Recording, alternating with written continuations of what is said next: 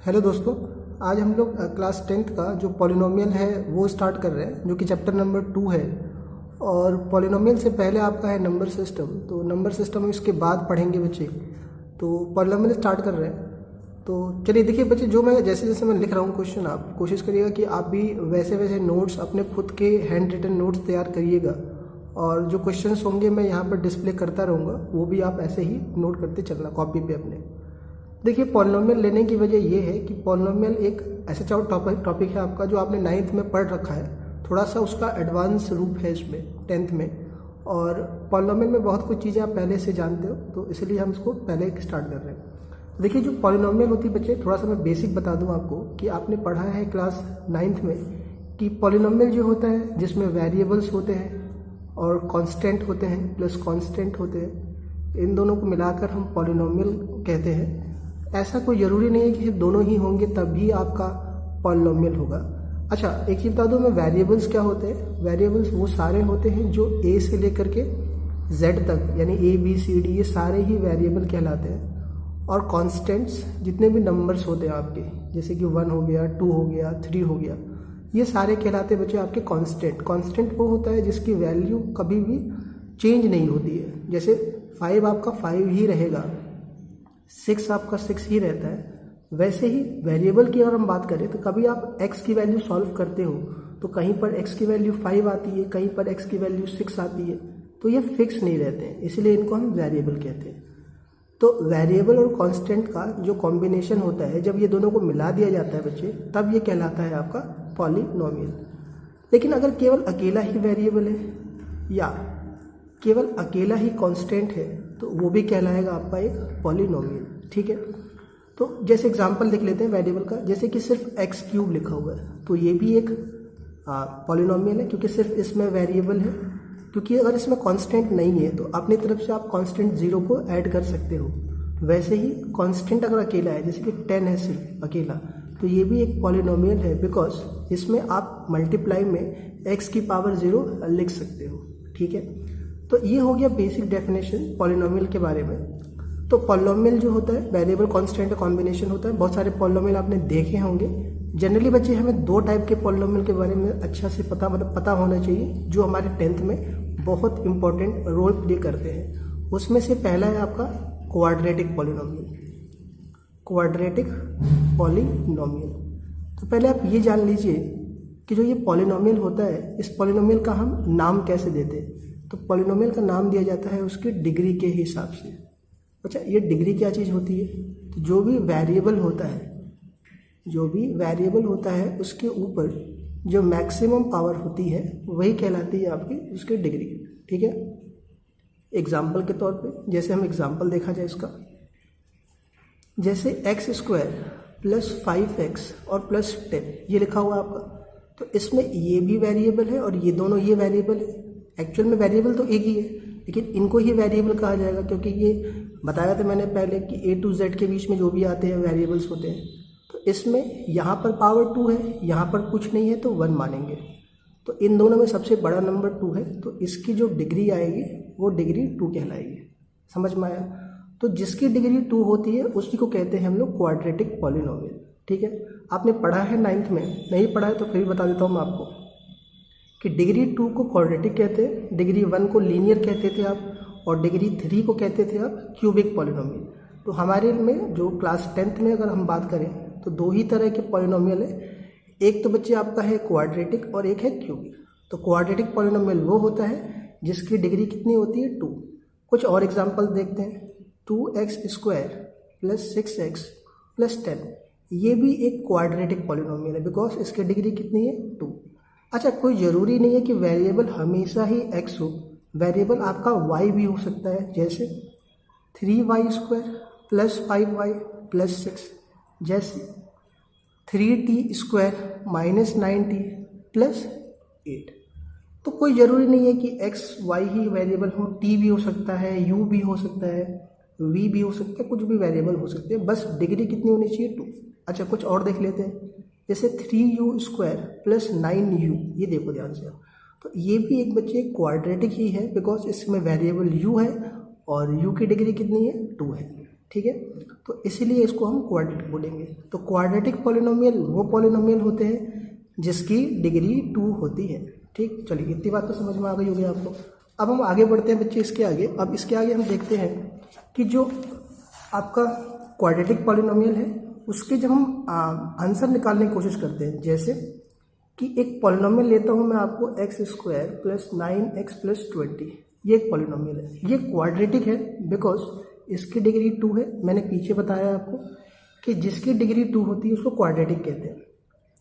अब जब हम इसको सॉल्व करेंगे, ध्यान सुनना बच्चे, अब यहाँ से मेन कहानी शुरू हो रही है इसकी। जब इसको हम सॉल्व करेंगे तो हम सॉल्व करते हैं तो क्या करते हैं, हम x की वैल्यू फाइंड करते हैं। अच्छा, ये सॉल्व होता कैसे? तो आपने मिडिल टर्म स्प्लिट पढ़ा है 9th में, नहीं पढ़ा है मैं बताऊंगा आपको फिर से अभी। तो उसमें हम x की वैल्यू निकालते थे, 2 आंसर निकालते थे x के, और जो वो आंसर आते थे x की 2 वैल्यू आती थी उनको हम कहते हैं बच्चे जीरोस, उन्हीं को कहा जाता है रूट्स, उन्हीं को कहा जाता है वैल्यूज, उन्हीं को कह सकते हो आप आंसर। ये सारी चीज़ें सेम होते हैं। जो जनरली आपको टर्म सुनने को मिलता है वो जीरो सुनने को मिलता है, रूट सुनने को मिलता है, वैल्यूज भी सुनने को मिलती है। ये जनरली टर्म्स होते हैं, यानी रूट्स जीरोस कुछ और नहीं है। इसको सॉल्व करने पर जो आंसर निकाला जाता है उन्हीं को कहा जाता है जीरोस। ठीक है। अब अगली बात हम देखते हैं कि बच्चे जितने भी क्वाड्रेटिक पॉलिनोमियल होते हैं, जितने भी क्वाड्रेटिक पॉलिनोमियल होते हैं, क्वाड्रेटिक पॉलिनोमियल क्या होता है फिर से बता देता हूँ मैं आपको, जिसकी डिग्री 2 होती है। जितने भी क्वाड्रेटिक पॉलिनोमियल होती है उसके जब हम आंसर निकालते हैं तो 2 आंसर आते हैं। और 2 आंसर क्यों आते हैं? क्योंकि यहाँ पर डिग्री 2 होती है। चलिए अभी हम वो 2 आंसर के बाद में बात करेंगे। पहले ये जानते हैं कि जब हम आंसर निकालते हैं वही आंसर जीरोस, रूट्स या वैल्यूज या उसी को हम आंसर कहते हैं। अब क्वाड्रेटिक पॉलिनोमियल का एक जनरल फॉर्म होता है। अब देखना, ध्यान सुनना एक चीज़ है, क्योंकि यहाँ से चीज़ थोड़ा सा स्टार्ट हो रही है, बेसिक से लेकर के एडवांस तक जाएंगे तो आपको थोड़ा ध्यान समझना पड़ेगा चीज़ें। क्वाड्रेटिक पॉलिनोमियल का एक जनरल फॉर्म होता है। क्या होता है जनरल फॉर्म? वो होता है ax² plus bx plus c equal to 0। ठीक है।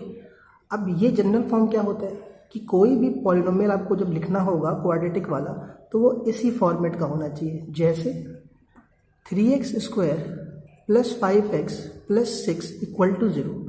तो इसमें देखो ध्यान से, तो ये हो गया आपका a, ये हो गया b, ये हो गया c। ये कंपेयर करना आपने 9th में ही सीखा था, a b c ढूंढना। 9th की क्लास का पॉलिनोमियल का फर्स्ट चैप्टर ही आपका यही है। तो ये हो गया जनरल फॉर्म। तो जनरल फॉर्म में लिखने का ये फॉर्मेट होता है ax² plus bx plus c equal to 0। इसको ऐसे याद रखते हैं। करते कैसे हैं कि इसका फॉर्मेट याद करने का तरीका कि आपको पता है कि क्वाड्रेटिक पॉलिनोमियल की डिग्री 2 होती है, तो पहले x की पावर 2 लिखिए प्लस फिर डिक्रीजिंग ऑर्डर में x की पावर 1, डिक्रीजिंग मतलब घटते हुए क्रम में, पावर 2 फिर पावर 1 और फिर पावर 0 होगी। 0 की वैल्यू मतलब 1 होती है, तो 1 कुछ लिखिए नहीं। फिर आप पहले a लिखिए, फिर b लिखिए, फिर c लिखिए, तो बन गया जनरल फॉर्म। किसी का भी बना सकते हो आप जनरल फॉर्म। पहले पावर 2 फिर पावर 1 फिर x की पावर 0 आएगी, x की पावर 0 1 होती है, तो इसलिए हम इसको छोड़ फिर a b c लगा दीजिए। अच्छा, यहाँ पर a b c नंबर्स होते हैं, कॉन्स्टेंट होते हैं, ये ध्यान रखिएगा। चलिए, तो ये हो गया इसका जनरल फॉर्म।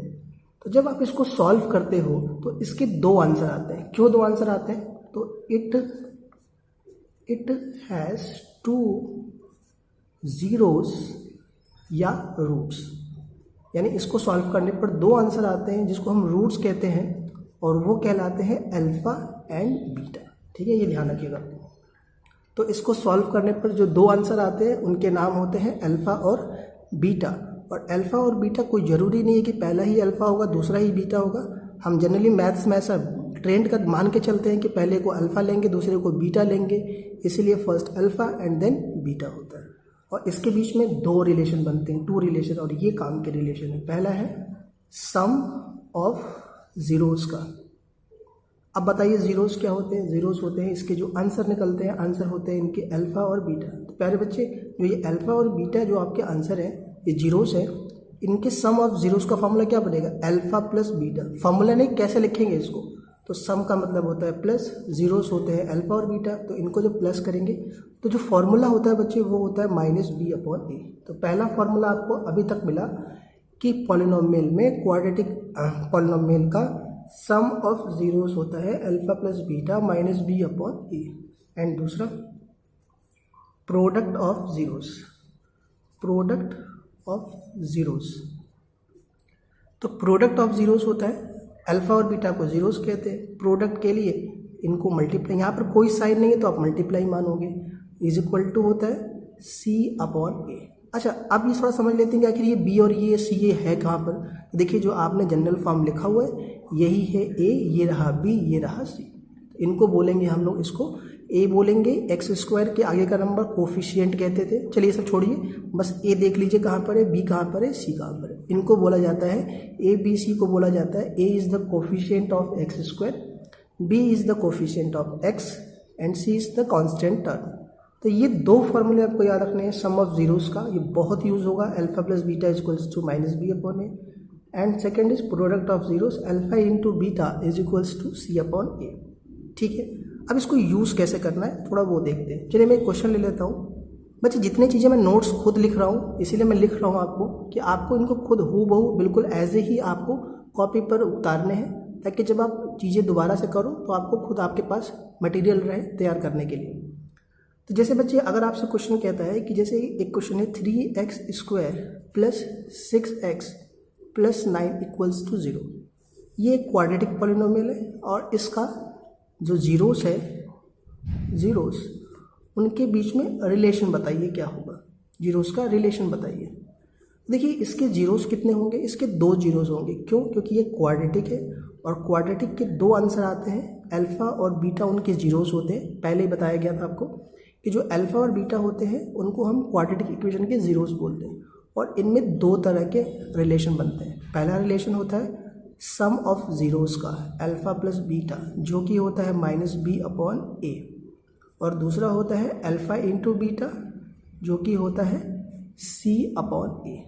अब अल्फा प्लस बीटा में बी कहाँ से मिलेगा और ए कहाँ से मिलेगा?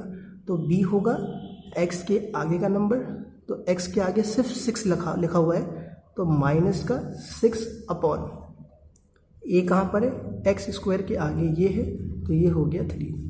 ए कहाँ पर होता है, एक्स स्क्वायर के आगे, देख लो जनरल फॉर्म पहले ही बताया था मैंने आपको। बी कहाँ पर होता है, एक्स के आगे, सी ये हो गया, और सी जो बचा हुआ टर्म होगा, तो ये कैंसिल हो जा रहा है, तो काट दीजिए, माइनस का 2, और ये 9/3 इज इक्वल्स टू 3। तो ये हो गया जीरोस के बीच में रिलेशन। कौन सी रिलेशन?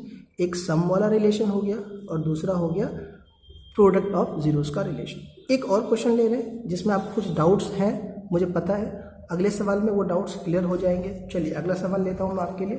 देखिए अगला सवाल है बच्चे आपका कि जैसे कहता है आपसे कि 3x² माइनस 8x और माइनस 11 इक्वल्स टू 0। यह है क्वेश्चन आपका, और कहेगा आपसे कि इसके जीरोस के बीच में रिलेशन बताइए। तो जीरोस के बीच में रिलेशन फाइंड करना आपको। तो आपको पता है कि इसके 2 ही तो जीरोस होंगे, कौन कौन से? अल्फा और बीटा, जिसको हम रूट्स भी कहते हैं, और 2 ही फॉर्मूले बनते हैं। पहला बनता है alpha plus beta minus B upon A, और दूसरा बनता है alpha into beta C upon A. तो अल्फा प्लस बीटा जब आप निकालोगे, देखो अब इसमें बी देखो, तो बी होगा एक्स के आगे का नंबर। अब एक्स के आगे 8 के साथ में माइनस का साइन लगा हुआ है, तो ये माइनस को तो छोड़ देंगे क्योंकि फॉर्मूले वाला माइनस है, ये ध्यान रखना, बहुत मिस्टेक होता है यहाँ पर। अब जब बी पुट करोगे तो एक्स के आगे माइनस का 8, और ए जो है एक्स स्क्वायर के आगे है, तो ये 3 हो जाएगा। अब जब 2 माइनस मल्टीप्लाई होंगे तो ये प्लस हो जाएगा, और ये 3 हो जाएगा 8। अब लड़के यही पूछते हैं कि क्या इसको हम पॉइंट में आंसर निकालें, 2.66 क्या करेंगे यहाँ पर? नहीं, आपको ऐसे ही छोड़ना होगा। बुक में जब आंसर देखोगे तो ऐसे ही आंसर मिलते हैं। दूसरा अल्फा इंटू बीटा, सी होता है ये वाला टर्म, तो ये आ जाएगा माइनस का 11 अपॉन ए की वैल्यू 3 आ जाएगी, तो ये आ जाएगा इसकी वैल्यू। आया बात समझ में? एक लास्ट सवाल करते हैं, फिर हम अगले वीडियो में करेंगे नेक्स्ट पार्ट। अगला सवाल जो बच्चे है वो है माइनस का मान लेते हैं बच्चे 5y प्लस 6y² माइनस 12। आपको इसके जीरोस के बीच में रिलेशन बताना है। तो बच्चे अब आप समझिएगा कि ये जो लिखा हुआ है ये जनरल फॉर्म में नहीं है। क्यों नहीं है? बिकॉज जनरल फॉर्म में आपको बताया गया था कि ax square plus bx plus c equal to 0, ये जनरल फॉर्म था। तो पहले पावर 2 आता है, फिर पावर 1 एंड पावर 0। तो पहले पावर 2 लिखना पड़ेगा, तो पावर 2 वाला यहाँ पर है। तो सबसे पहले आएगा 6y स्क्वायर, इसको अरेंज करना पड़ेगा, इसको जनरल फॉर्म में लाना पड़ेगा। तो पहले ये आ जाएगा। अच्छा, जब ये आएगा तो साइन भी आता है साथ में, ध्यान रखना। तो ये प्लस वाला उठ के आगे आएगा, तो प्लस लिखो या ना लिखो कोई फ़र्क नहीं पड़ता।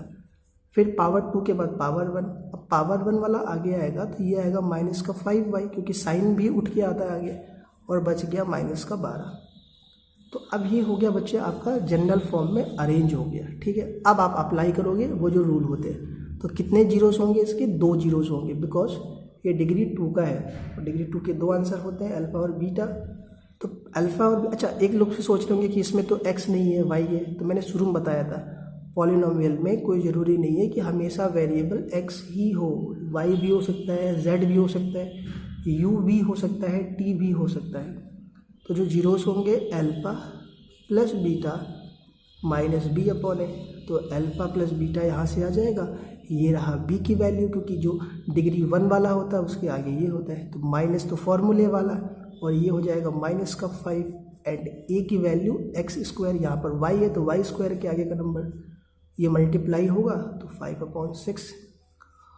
और alpha into beta c upon a होता है, तो c हो गया आपका ये वाला टर्म, कांस्टेंट नंबर जो आखिरी का नंबर होता है। तो माइनस का 12 ये है, a की वैल्यू 6, ये कैंसिल हो रहा है तो काट दीजिए इसको आप, माइनस का 2। तो ये हो गया इसके जीरोस के बीच में ये।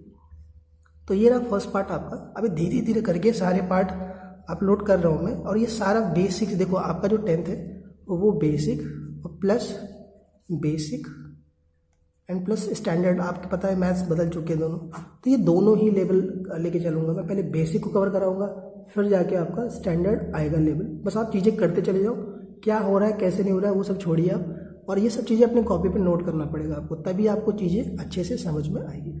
चलिए ठीक है, बाकी हम देखते हैं सेकंड पार्ट में इसका देखिएगा। अब कोई डाउट है आप तो ज़रूर कमेंट बॉक्स में लिख देना वीडियो के टाइम के साथ में कि इस टाइम पर यहाँ पर दिक्कत है, तो वो मैं आपको कमेंट में रिप्लाई कर दूँगा। चलिए ठीक है।